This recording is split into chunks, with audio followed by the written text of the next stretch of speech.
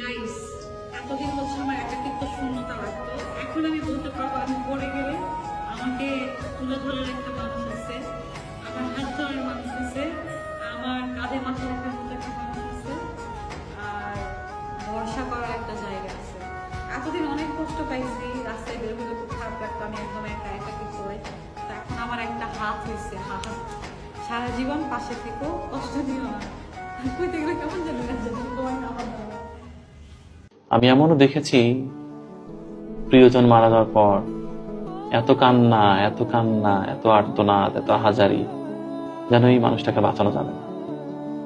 অনেকে তো বলেই ফেলেছে উনি আর জীবনে স্বাভাবিক হতে পারবেন না।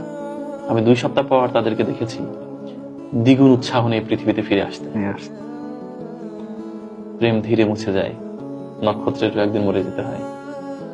এবং তারা এতটা হাই ফেসিয়াল, এতটা মেকআপের আস্তরণে নিজেকে এতটা চমকপ্রদ করে মানুষের সামনে নিয়ে এসেছে তারা, যেন তার জীবনে কোনো প্রিয় বিচ্ছেদই হয়নি।